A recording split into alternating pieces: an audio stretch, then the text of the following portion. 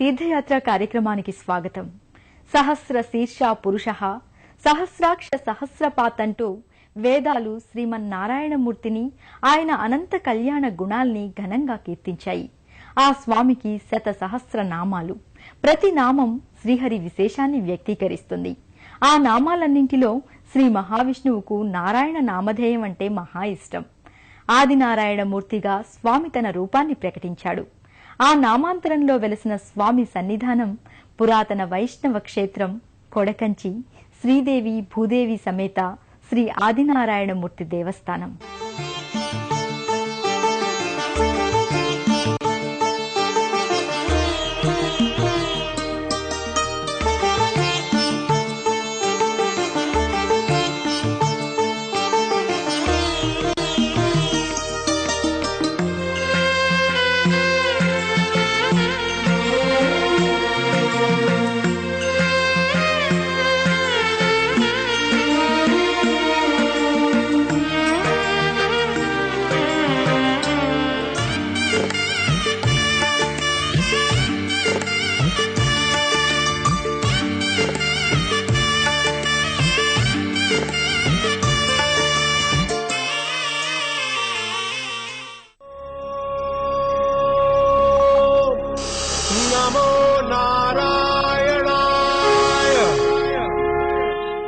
మెదక్ జిల్లా జిన్నారం మండలంలోని కొడకంచి గ్రామంలోని ఆదినారాయణ స్వామి ఆలయం అతి పురాతన దేవస్థానంగా వినుతికెక్కింది.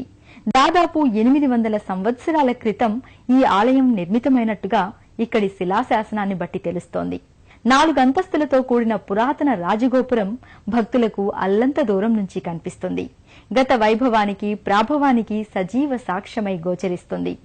రసరమ్యమైన ఆహ్లాదభరితమైన ప్రశాంతమైన వాతావరణంలో ఆదినారాయణ స్వామి ఆలయ ప్రాంగణం విరాజిల్లుతూ ఉంటుంది.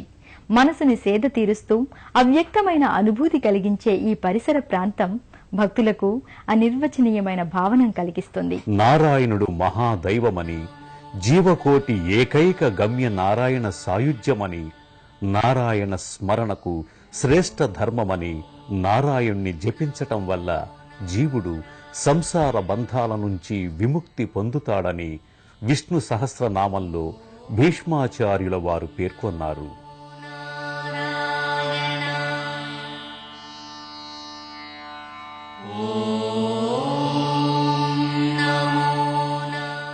అలాంటి నారాయణుడు జీవుల్ని ఉద్ధరించటానికి ఆదినారాయణ మూర్తిగా, అఖిలాండకోటి బ్రహ్మాండ స్వరూపునిగా పూజలందుకుంటున్నాడు.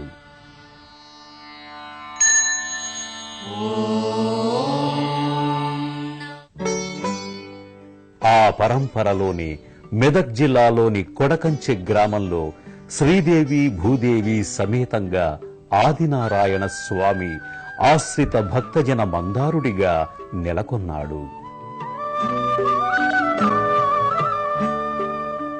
కంచి చూడకున్నా కొడకంచి చూస్తే చాలు అన్నది ప్రచారంలో ఉన్న నానుడి.